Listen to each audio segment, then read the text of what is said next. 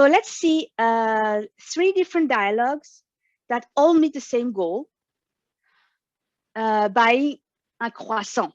So my goal is to eat this delicious croissant, and I made my research. I found one of the best bakeries for croissant, and I looked for how to ask, etc. So I did a bit of research. I'm a beginner, and I'm going to ask for the help of Sylvia to do Yes. the English speaker daring to go for the first time to the bakery. I mean, it's no small feat, right? Oh, it's intimidating. Yes. Okay, shall I try it? Yeah, sure. So, vous entrez dans la boulangerie, you enter the bakery. Un croissant, s'il vous plaît. Voilà. Et avec ceci? Oui. Ça fait 1,20 €. D'accord. Avec la carte. Vous payez. Merci. Bonne journée. Au revoir. Merci beaucoup. Mission accomplished. I got it, right? We got it. I got it. And it will taste even better because of all the effort to get it. Okay, so now my question to you,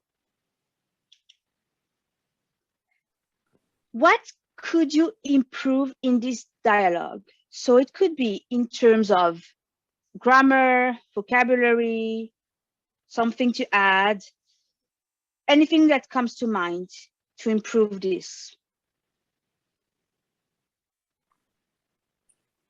So you can use the Q&A's box to suggest some improvements.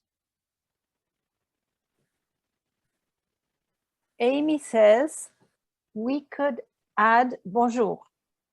Yeah, pretty good point. Yeah. So we could add. Judy just said the same thing. You forgot to say bonjour. Yeah, and that's a very important point because, for example, in the US, I mean, which is the country I know the most in terms of English-speaking countries, I know you can go somewhere and just directly ask your question. It is very direct. In France, if you come and whether it's in a bakery or on the street, anywhere, if you talk to someone without saying bonjour first, you will sound rude. So there is an emphasis on politeness, and bonjour, we could almost say that bonjour has the role of how are you in the way we use it. Right. Yes, and also Diane says, should we start with bonjour madame or bonjour monsieur? So you can, but it's not necessary. It's more polite. Not all French people will say bonjour madame, bonjour monsieur. Yeah.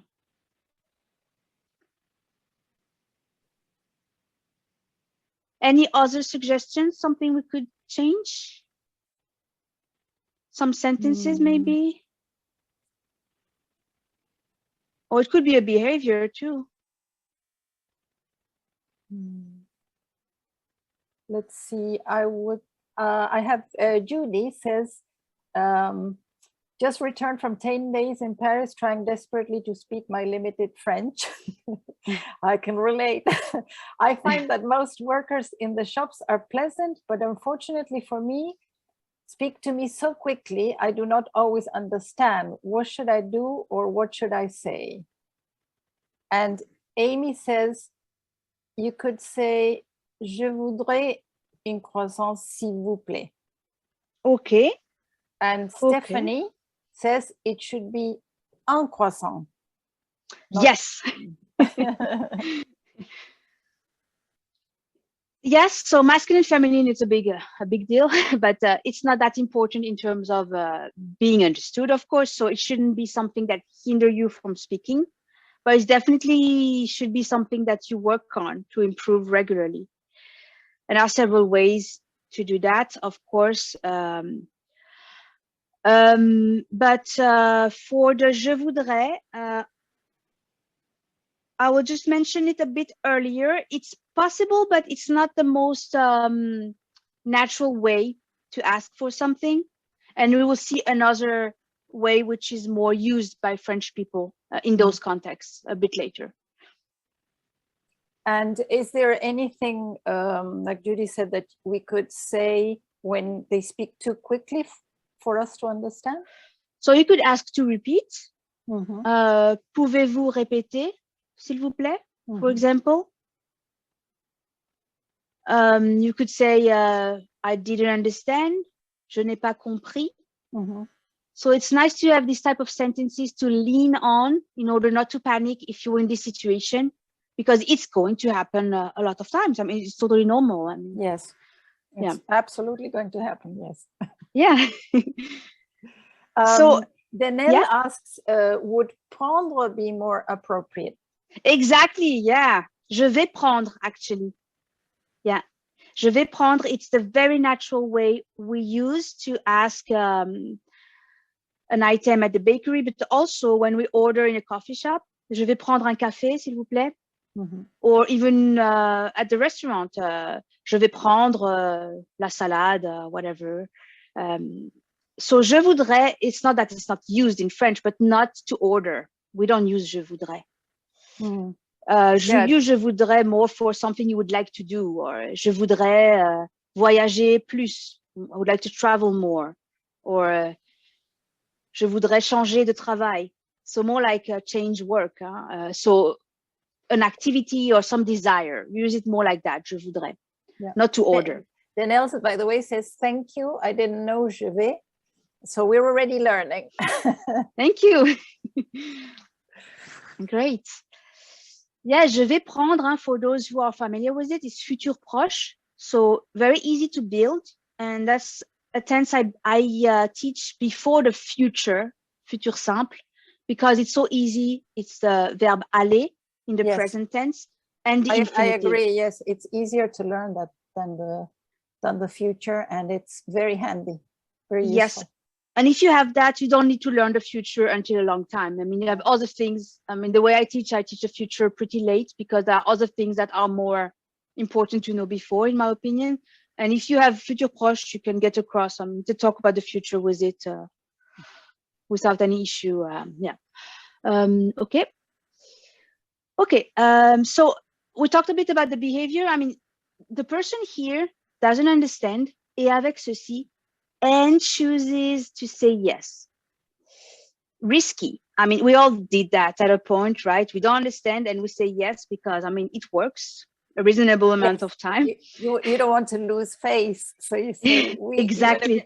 Understand. Yes. So, but unfortunately here, it's not a right answer. So, yeah. Okay. So the third thing here was avec la carte, which we could improve. So let's say this person is brave and he's saying, okay, I'm going to go again next time. And he will correct, he or she will correct the mistakes, like un croissant. He was a bit traumatized by not understanding et avec ceci, so he's looking for it. What does it mean? And he found out that et avec ceci, I mean, literally it's and with that. So it's a way to ask you if you want something else. Something else. Ah, right. Yes. And he also learned that there are two ways to answer that. Either by ordering something else, une baguette, par exemple, or by saying basically, ça, ce sera tout, which we will see written a bit later on. Ce sera tout, meaning that will be it, if I translate literally, meaning that's all I want. Mm-hmm. So there are only two ways to answer et avec ceci. Right. And Amy asks, can you say, when it comes to the paying part, puis-je payer avec la carte? Puis-je payer, it's pretty good, it's very polite, but the avec la can be replaced by par carte. That's how we say it, par carte. So I can say, d'accord, puis-je payer par carte? Voilà. Ouais. So very polite. That's the most polite way you proposed. Hein? Or you say just par carte, or you can say par carte, s'il vous plaît. Hein? S'il vous plaît is very convenient to add anywhere to be more polite at the end of any sentence. And let's say when he learned ce sera tout, this way to answer et avec ceci, ce sera tout, that will be it. He also learned that ce sera tout could be a question, another way to say et avec ceci. So the cashier can also say ce sera tout. And you can say, how would you answer to that? Oui, ça sera tout. Voilà. Yeah, exactly. Yeah. So oui. Repeating back what she says. Now, I have a question from Carolyn. Can you say pourrais-je? Yeah. Payer par carte? Pourrais-je payer par carte? Yes, you can. Okay. Puis-je, pourrais-je? Yeah, great, conditional. All possibilities, yeah. Okay. Okay, so I said oui, ça serait tout, merci. Voilà, donc ce sera tout can also be a question. If someone asks you instead of et avec ceci, hein, or after, hein, sometimes they ask twice and they want you to buy. And you know, it's a bakery. I mean, you're always looking. So, maybe pain au chocolat too. And it's, yeah. So, of course, sometimes they say et avec ceci first and a bit later, ce sera tout. To make sure, just to make sure, to give him one more chance. So in this case, ce sera tout as a question, either oui, or you order one more thing. I mean, I think you got the process. Voilà. So that's what he learned from the experience, from the feedback of the situation, that he couldn't have learned without it.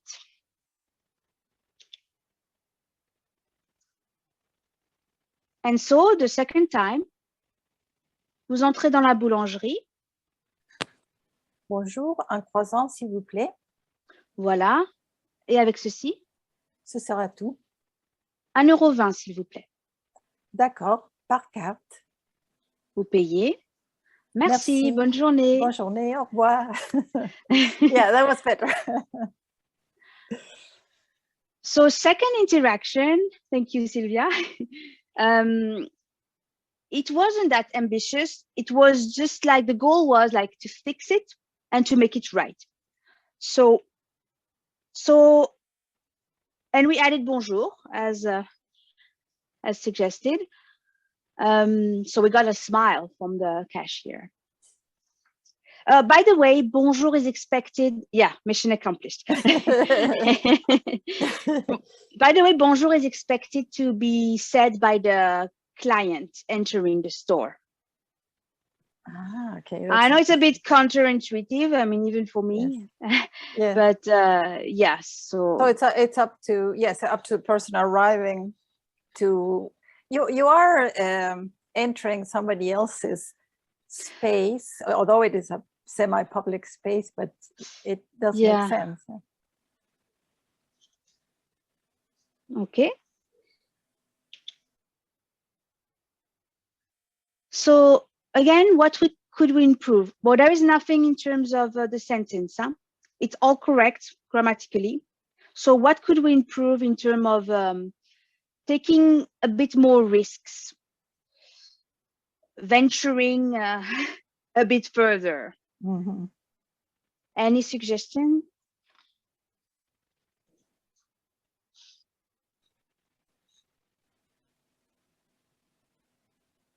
Would anybody like to improve on this situation as far as more now making it more fluid, you mean? So maybe just adding some parts.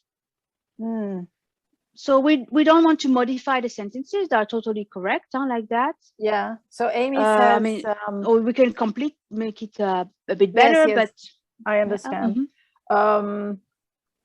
So Diane says, would it be too much to start with bonjour, ça va? Ah, interesting. So you can, I would say, vous allez bien? I would use vous, because it's not my friend, it's not my family. So there is no reason to use tu. And ça va is considered as using tu.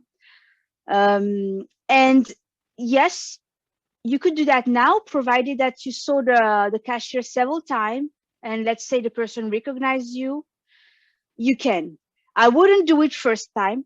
That's also a common mistake. Like you come first time in a bakery and say ça va, because you're thinking about in how are you terms, so it's totally normal. But think that in this case, how are you is bonjour. So someone who doesn't know you will find weird that you ask ça va. So, I'm not your friend. I don't know familiar. you. It's familiar. But after a few times, I can definitely ask vous allez bien to someone.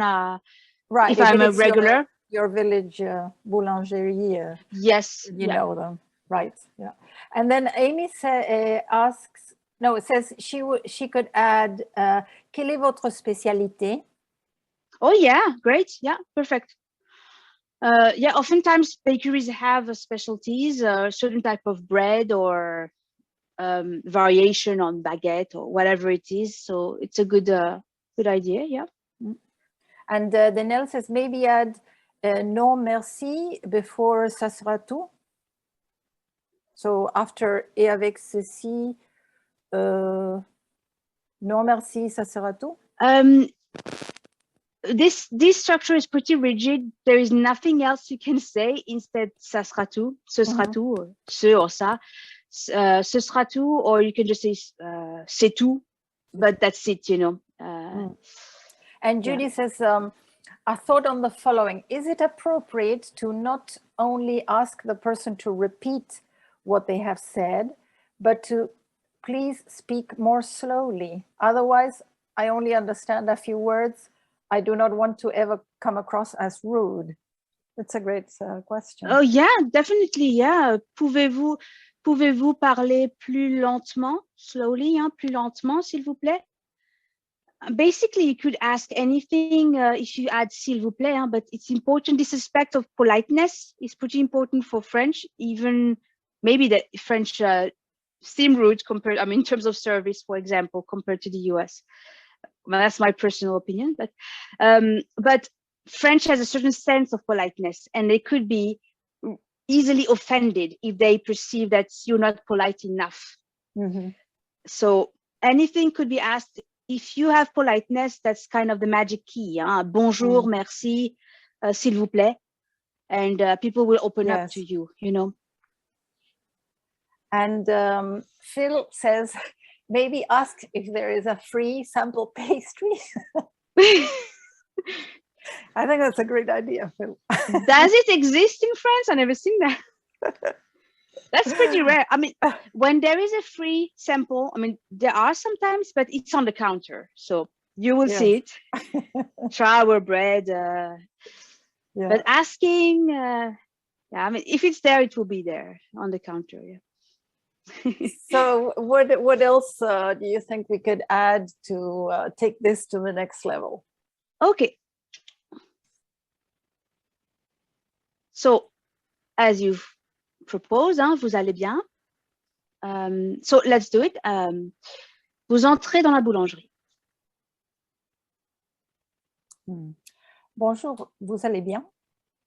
Oui, et vous? Très bien, merci. Je veux prendre un croissant, s'il vous plaît. Voilà. Et avec ceci? Une baguette tradition. Yeah, you can. Yes, s'il vous plaît. Ce sera tout? Oui. 2,70 €, s'il vous plaît. D'accord, par carte. Vous payez. Merci. Bonne journée. Bonne journée à vous aussi. OK, merci. So we added vous allez bien because now it's appropriate. The person recognized us.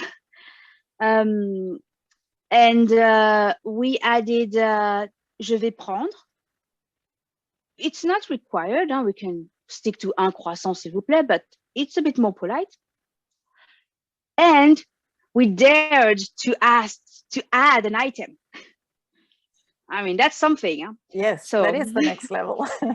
Right.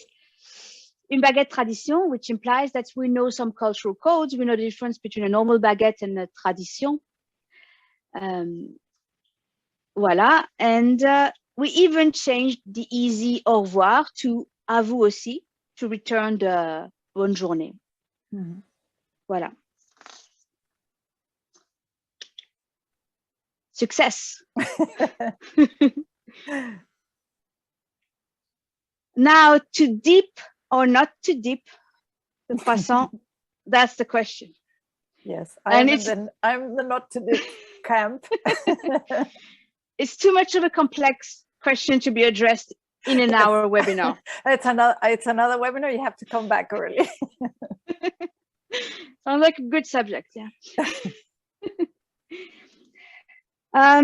But what we learned from this exercise is that c'est en forgeant qu'on devient forgeron, which is in English, practice makes perfect.